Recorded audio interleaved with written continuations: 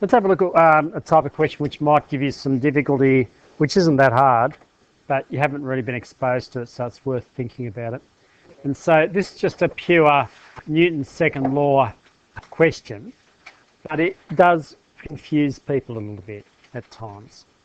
So what I'm drawing is two boxes, essentially.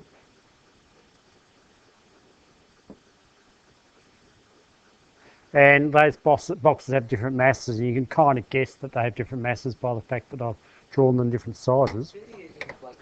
And so what I'm going to do with that is I'm going to make that box, say, a 9 kilogram box. So that's a mass of 9 kilograms. There was a question like that one's a 2 kilogram box. And there is a force applied to them. Okay? Now let's just imagine that the force being applied to them. Someone want to tell me what the force might be? 5 newtons. So a 5 Newton force is being applied to them. So the question might then start with, what is the acceleration? You can't get the speed first up. You can't work out the velocity first up because there's a missing thing, not momentum. But you might be asked for the first part of the question to find out A, the acceleration. You just rearranged it. Yep. Now the thing about the acceleration for this is that, guys, one thing you have to be aware of is this idea of a system. So where is the force in this case? The 5 Newton force, 5 Newton force is actually being applied to that box there. So they're being accelerated in this direction. Is it going to be 11 over 5 or 5? So, well, you know that force equals mass times acceleration. That's easy enough. You know that you've got a 5 Newton force acting. You know that the mass is, yeah, well, the mass, do you find out total mass first up? Which is, Marnie? Is it 9 times 2? No, because it's two boxes pushed against each other. It's 11. 11 kilograms times acceleration. So the acceleration is going to be, as someone suggested, 5 newtons divided by the 11 kilograms. And if you do that, The 2.2. Why wouldn't that be? So fractions. no, it's not. That's less than half. Why did I do 11 over? I did 11 over. Right, just above 11. 5 divided by 11. Oh, 2.4. Just leave it 5 over 11. That's the simplest form. It is. It's going to, if you look at it this way, it's going to be something in the range of 0.48 or 0.47. 8.46, I think. Yeah, yeah. 101 is less than. Imagining it's around that, okay? Now, the question is then, Oh. You were close. Ridiculous. Round it up. Can you round it up? No, he doing like a half a decimal out. okay, your next question might be, okay, how much force is being applied to the second box, box B? Now, the thing is, well, the thing is here that that box has got the same acceleration as that box, hasn't it? Because they're in contact. So the force is still the same formula, ma. The mass in this case of that box is 2 kilograms. But the acceleration of that particular box is 0.45 meters per second squared. So now you're going to find out that the total force applied to that 0.9 newtons. Okay, see how that works? Well, that box has to be accelerating at the same same acceleration as that box. So what force? The question actually asking is what force is needed to accelerate that box with that acceleration? So, just sort of that second box is going to have more force applied to it than the whole. No, it won't. 9, not 9. Oh, 0.9. I thought that was a 9. 0.9. Yeah, okay. Yes. So you can Yes. So is it divided by? So in this way, you were told, for example, well, let's put another one up and work on it.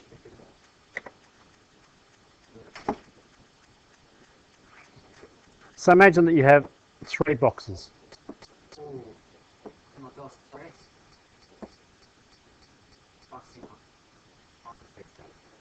Box A, box B, box C. And you know that box A is twice as heavy as B, so the mass of B, Equals 2B.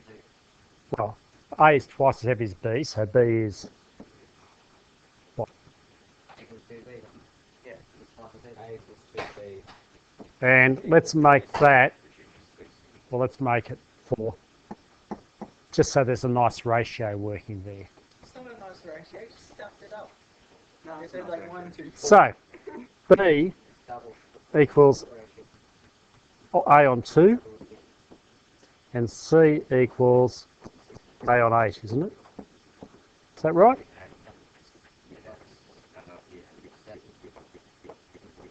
Oh, I see what I've done. Yeah, that's what I meant it to be anyway. So I've got some random masses there, okay? And what I can say is I can say they are all accelerating. 2 seconds a second. All right, if you want to make it 2 meters per second, because there is a force being applied. Whoops, missed the right one. Pushing up, No, that's you, Riley. So Riley's applying a force to it. blowing on, pushing it a bit there.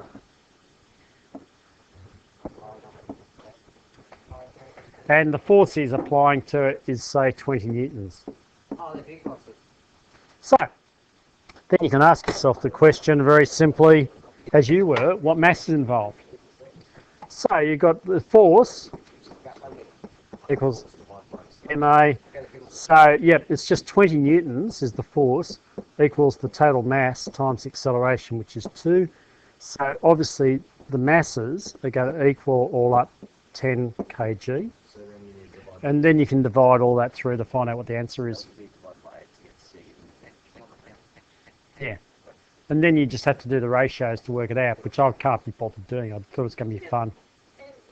Well, they're accelerating at 2 meters per second. There's a force of 20 newtons being applied.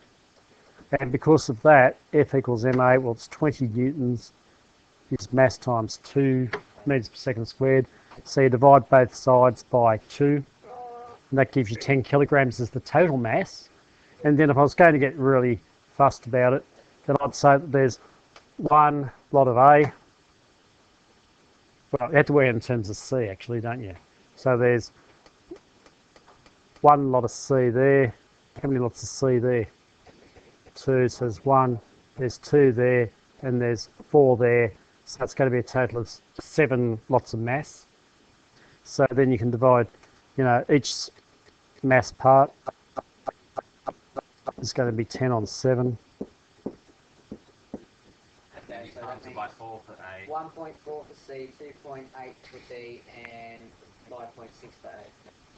How do you know what 10 and 7 is? Just in your mind. So what were those answers? 6.44444. So what did you get? So C is 1.42. That one is 2.48. 2.8. Yeah, 2.4. And then 5.6. Was that a hope so. Looks roughly right. And that gives you the masses for all those. Now, then you could ask yourself from this question, if you wanted to go back and do the other thing again, what is the force acting from B on C? What is the force acting on B? Yeah. On B. And then, Oh, it's the same force that B is acting on C. so then you just use that acceleration times the mass of that particular box and we'll give you the thing that you do with it. Okay? Sorry? Yeah, I talked about that earlier. He's going to email later. Because of dealing with nefarious students and doing other things, now it's all going to go on that.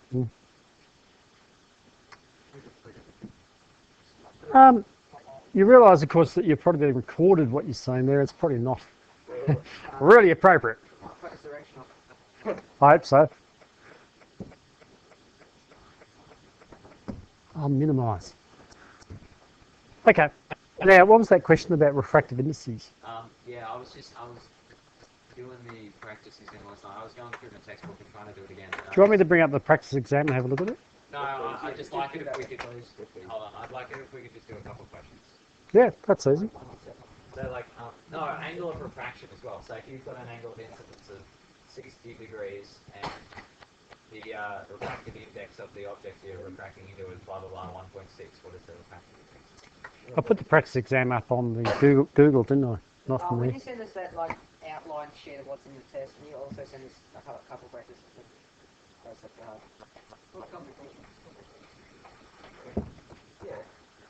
Um, 2 days before the grade school. Oh, I've already been studying. it's always nice to know that you've been studying. That's all right. I wonder if that records the ASCII for the. I'm so disappointed in it. One thing that's disappointed next week. But after exam. So what happens if we're 6 tomorrow? I'm pretty sure. You need to bring a medical certificate. Or you can just get a. The pharmacy can issue one too. First thing I'm going to do if I ever become a doctor is I'm just going to like sell triple doctors to I think it is. Which one do you want? 2011, 2013? 13.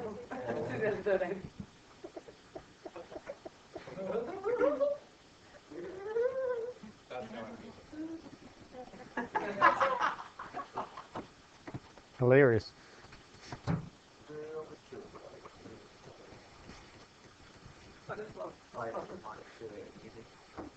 It's funny enough, we just talked about bandwidth and availability a minute ago. So how do you think you went with these? You done both these? No, I was halfway through the first. How did all that dirt get to my window sill? Okay. No, just go. I'm being for real. How did all that dirt get there? Oh, yeah. I've no idea, actually. Someone's been outside and doing something wrong. Yeah, let's go. Look. Oh, that's the exact same exam I've got. Oh, shut up. There's a reason for that. That's the one I posted up. Oh yeah.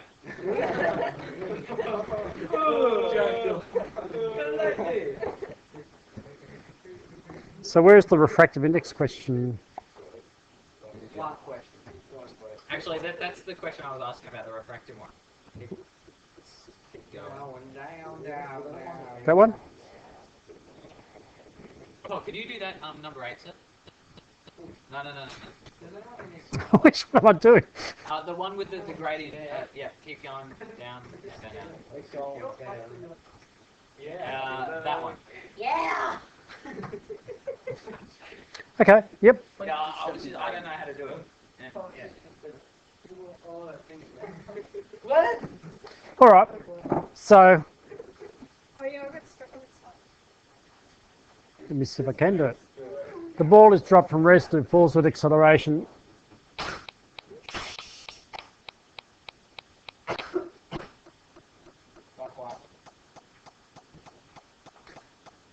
Okay, so it's actually not too hard to do. Well, you've got time to fall squared, right? And then down the side here, you've got the distance down. Well, this is time to put square. Does that mean that 25 is actually 5, or is that... Yeah, it's 25 5. Or does that mean 25 is... Well, that's time squared. It says so. It's in the units of s squared, doesn't it? Yeah. So if you read 25 off, and you read that off, and it has actually got a line there, what you'll find is at 5 seconds, it falls a distance of 90 metres. So therefore, your formula says that G is going to equal 2 times, no, just let me get through it. Because it's half, you multiply across 2 times D divided by T squared, isn't it? So at 25, G is going to equal 2 times 90 all over 25. 25 is maybe over 25 7.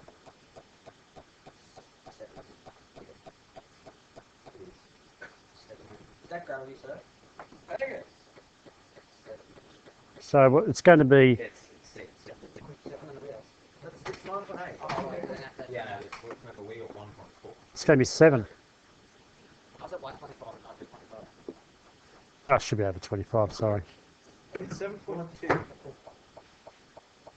Yeah, 7.2. They just said probably to the nearest decimal. You choose the best result in these, okay? You always choose the best result.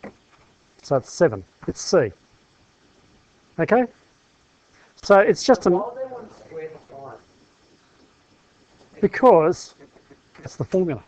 Why would the 5 want it to be squared? Because That's how it works. Pythagoras want the length to be squared. Because Pythagoras was Greek and lived 4,000. Who said this? if Pythagoras had any sense, he would have realised he discovered the cosine rule, except at 90 degrees. C squared. Alright, A squared equals B squared plus C squared equals 2CP cos A. Yeah, and if you make cos 90, it's 1, Yeah. and so it just falls out to be what Pythagoras had. But if he'd known anything about trigonometry, he'd worked out a special case. Okay, How did I work out what cos is? doesn't matter. Right, this one here is something like what we're working on now. You actually had a graph of velocities, and they're asking to do some work around collisions, and it involves momentum.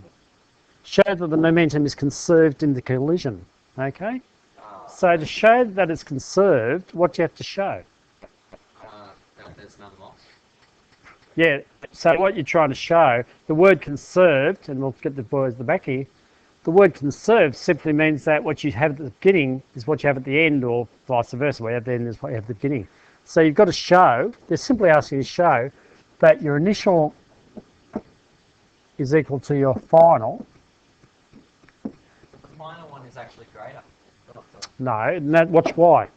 So what you need to show is that m car 1 times u car 1 plus m car 2 u car 2 equals m car 1 v car 1 plus m car 2 v car 2, right? That's what you're trying to work out. Now that just means that the initial. Now you could actually rearrange that if you wanted, but let's just do it very simply. So in the first case, here's car 1. All right. What is its initial velocity? 6 meters per second east. And what is its mass? So its initial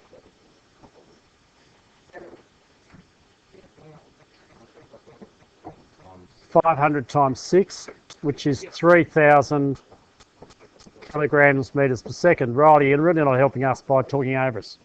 Car B, or car 2, it has a velocity of 0. So one car's travelling east, one car's sitting still, it smacks into it. After the collision, this car is doing what? It's travelling in the opposite direction. It's still 500 kilograms, we hope, times, and it's now travelling at -2. How's it start driving after it's been crushed into? It's bounced. So it's now minus 1,000. You go forward. We're going like this. That's not forward, Tom. That's motion. And this car has now got a velocity, it's now heading east. So it got this car, the first car's hit that one and bounced that way, and the other one's been pushed along. So this car has a mass of 800 kilograms, and it has a forward speed of 5 meters per second. So it has 4,000. But don't forget, the total of 0 plus the 3,000 on that side is going to be 3,000. That plus that. On this side, you've got 4,000 plus minus 1,000. And if you just put that calculation into those lines below that, right? So if momentum is conserved, how come? You know how you've got two big shapes there. You've got before it hits and after it hits. Before it hits, there's 6 spaces between. After it hits, there's 7. It goes from -2 to 5. If there's more, I don't know why. No, there's not. The math shows there's more. It's just to do with the scaling of the thing. But like, Well, look. No, have a look. That one's dropped. Yes, because that's the velocity on that scale.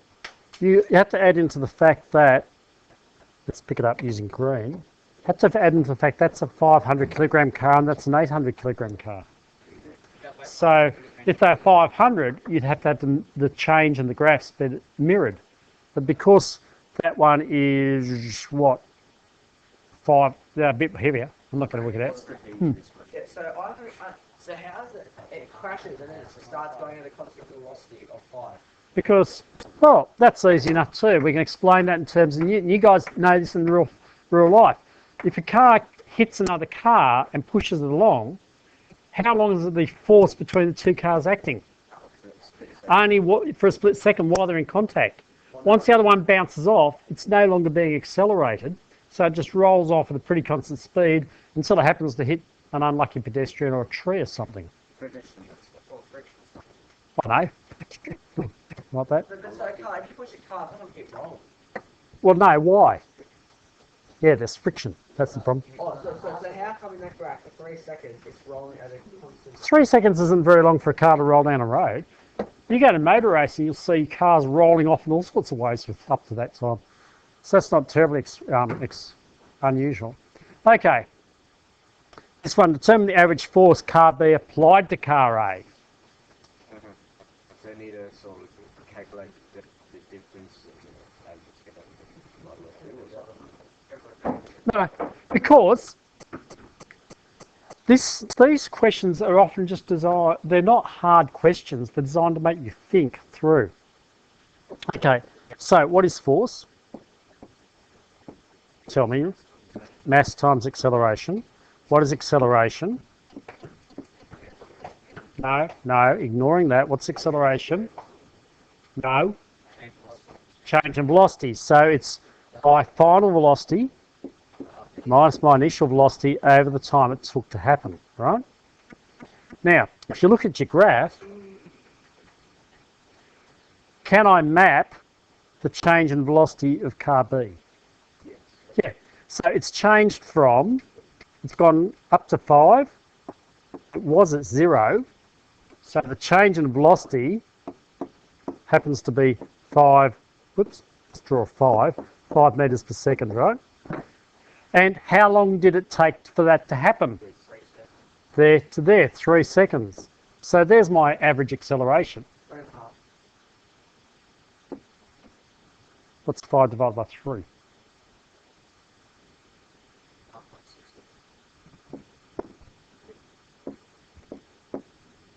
Okay, so now what I know is I know A. Then I know to know the average force applied. Well, I know the mass of the car. The mass of the car, I think, was 800 from memory. You're asked to show the average force car B applies to car A. But Newton's third law tells you. that every action has an equal and opposite. So I actually could have worked out that change. I could have worked out that from that. But then I like to use that time frame. The other one's just as easy. 1, 2, 3.5. Oh, all right. So that's a bit wrong. But once I've worked it out, then all I need to do is say F equals 800, which is the mass of the car, times the acceleration, which we found out was 5 on 3.5. Hang on, I got this. There's Marnie. It is Come on, Arnie, quick, you beat him. what's wrong with my head? 1,103.9.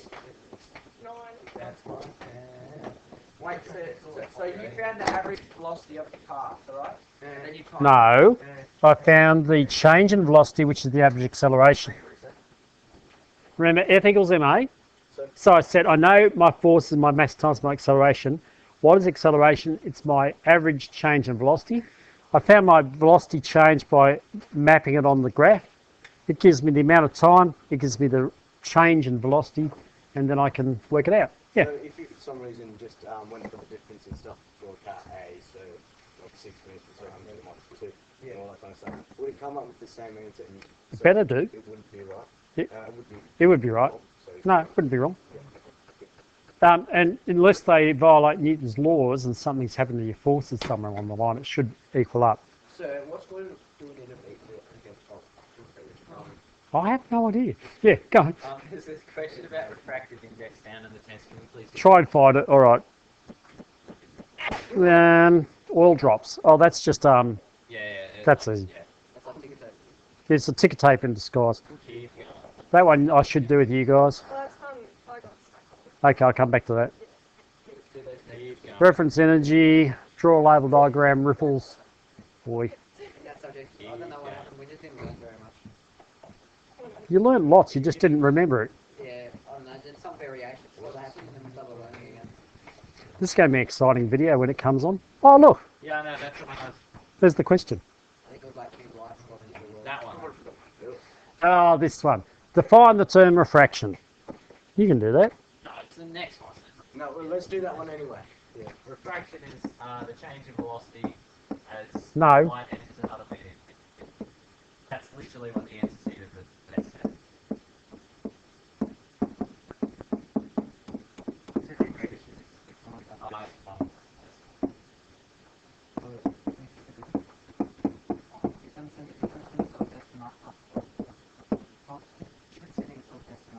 No, I'm giving guide, not the whole test. We said it's the antecedent. No, you said you were going to send practice.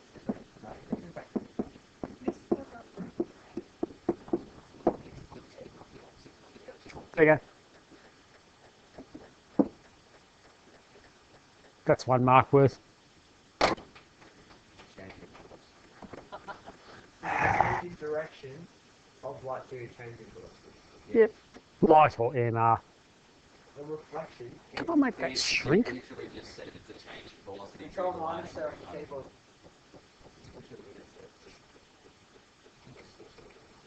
Who said it was control minus? It's control plus. Okay. First part of the question, draw a ray of light instant at 6 degrees in the middle of side AC. So look guys, this is really, really important. You just draw No, really, really important. It says to the middle of AC. So they expect you actually to come and get a ruler and find the middle point. Just to me, because I got about there, you reckon? Somewhere out there. Which way? Yeah. Okay. Still. It's better than the other one. Yeah. Why don't you find Then you're going to draw a normal in of some sort, which is really, really good there, I know. And then you're going to cover and you're going to get your protractor. So we'll need a protractor. Oh, wait, you just get this. And you're going to draw that line in and you're going to draw an arrow on it to indicate which way it's going. And you're going to put 60 degrees there because if you don't, you're not going to get full marks. All right? Make sure you do that. Calculate the angle of... Now, 1.6 and 60 degrees. Calculate the refractive index for this ray to the nearest. Okay, so. Oh, sorry, the angular refraction. What you know is the refractive index. See? No, I don't know that. Equals sine I on sine R. So then I know for this is that that's 1.6. It's just a number. Equals the sine of 60 divided by sine R. Now that's going to get a little bit messy. I'm going to put the maths up here for you guys, okay? So you can see what I'm doing. So with this, the first thing you're going to have is 1.6 sine R over? is going to equal sine 60. That's going to give you a number, right? That side's just a number. Sine 60 60. So sine R, That's a 0.68. 0.1 0.87. Yeah, times 1.6, correct? Because I've just, sorry, not times, I'm silly. Let's make it divide by Sine 60. That's 1.6, correct? 0.54. Oh, wow.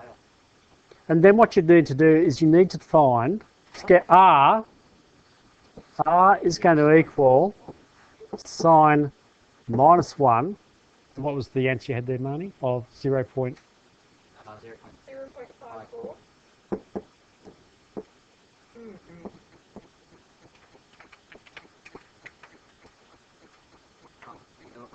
Sine minus 1. 82.7. There's the answer. Okay. That's how you do it. Tom, sorry, Jack, does that answer your question? So what you've done is you've just solved an equation for the two values that you had. Just take the original, plug in the angle I know, and you rearrange it. Is that a refractive? Like, what's that symbol up there? That's the refractive index. It's just curly N. Generally, Refractive index, I mean, you can just write as an N, what but breakup is that, Katie? that's actually, Generally, no, I've forgotten the complete thrown. Okay, and then we just draw. I think it it's up. A, but yeah, and then you just draw it on.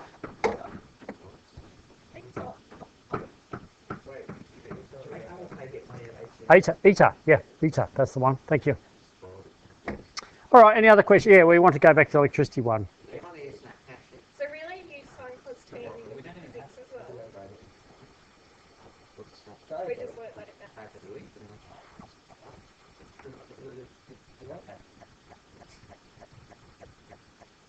Household electricity, blah, blah, blah. What's with the use? Oh, here we go. So you've got a couple of resistors in a circuit, which if you wanted to, I mean, you could actually just finish that off and say there's some sort of power supply there. I don't care what it is, really. Define electrical resistance. It's the ratio of voltage to current. Really? Well, actually, according to the syllabus, if I wrote this, if I did that, that would be correct. If you said that in anywhere else but the HSC, they'd look at you with derision, laugh at you, and send you back to school. Because that is only a ratio. It's actually not a definition of resistance. Not by the wildest. Anyway, that's what the syllabus says it is. In the words, it is the ratio of voltage to. That's the answer there. Write that. That's 1 mark. If I wrote that in the test, you give me a mark. Yeah, unfortunately, because it's wrong. But I had to give it to you because the syllabus says it's right. Why does that teach us? That's one reason I hate the syllabus. So if you wanted Don't ask me, the don't definition do- of what energy is, we can just write E equals No, you can't. F over Q. No, you can't. So, you know, you remind Because- us before about, you know, us saying things about active. That's going to go up over the Yes or no? I've already said this widely around the place that the syllabus has mistakes that shouldn't have them. Why has this gone like this? So do you reckon that this string bottle is going to be allowed in the exam hall? It's completely see-through even though it's thin. So it's not. Don't know. Anyway, let's move on to the part that Marnie needs us to talk about, which is this thing. Why has it gone all cloudy? This type, sir. I don't understand this. Okay. No, if you put equals F on Q, the reason you won't get that right is because that's a definition of electrical energy near an isolated charge. Yeah, but if they But if they ask what is energy, yeah, I mean, if they ask what electrical energy is, and you gave that, it's one way of defining it, yeah. Okay, Your market, right, so that. describe how conductors are connected in this circuit. partial series, partial parallel. Are you marking fairly? Are you marking this? Where'd you get the answers from? How do you mark it? So, yes, I do mark it. How would you tell? How do you tell if something is in series or something's in parallel? Because there's only one current path and there's two. That's right. You work out. You got things in parallel where you see a splitting in the current. Yeah, that's the power. And so, in here, there must be a splitting in the path. So the question is, which ones are in series and which ones are in parallel? Those ones make one resistor, That makes the other one. So these two resistors act as one. The 6 ohm resistor. It's effectively 6 ohm resistor on that arm, yeah. Calculate total resistance between X and Y. Okay, so what they're asking to say is that you've got, well, the first thing you've got, let's just, that's A, B and C. The first thing you're going to do is to find the resistance in this arm of it. Resistance of total AB is going to be 6 ohms, right? And then the resistance for the other part of it is going to be 1 on R total, because they're in parallel to that one, is 1 on 6 plus 1 on 3, which is going to equal 1 on 6 plus 2 on 6, which is going to equal 3 on 6. Now, because that's the inverse of it, as you say, you have to flick it over, which means RT is going to equal to 6 on 3, which is 2 ohms. Wait, what? Me. Well, that is 1 on R total. So you have to inverse it, which is 6 on 3, and it gives the total of 2 ohms. Does that make sense, Marnie? I hope it makes a lot of sense, because you might have to answer one. The potential difference 12 volts is applied across XY. What current will flow through the shaded conductor? Well, 12 volts. So you got 12 volts. 4, yeah. 12 volts there, right? Flowing through the whole thing. That's the total voltage. Where's it coming from? Is it positive X line or like? Well, they're imagining they've got something across there. They don't say if it's AC or not. Could be an AC. And then you know that your total resistance around the whole thing was 2 ohms. And you know that for each of these devices, V equals IR, correct? What do you know happens for parallel? So the voltage through this arm of it is still going through that will be 12 volts, right? And the current through there, you need to work out. That's what the question was. So it's going to be 12 V on 3 ohms will give I, which happens to be 4 amps. Wouldn't the first resist change around to a bit? That one. That one. That's going to be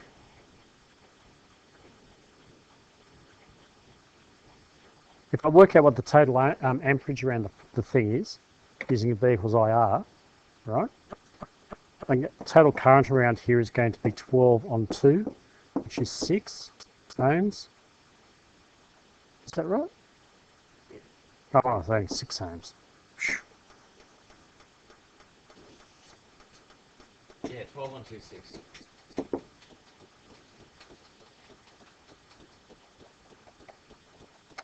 And Is that the total current at the circuit? Yeah, total current.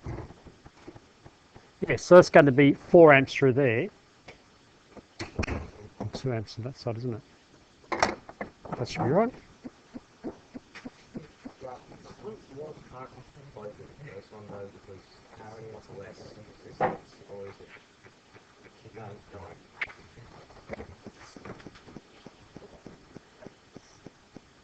What else do we need to do, Marnie? Any other questions in this section? One of you up, sir.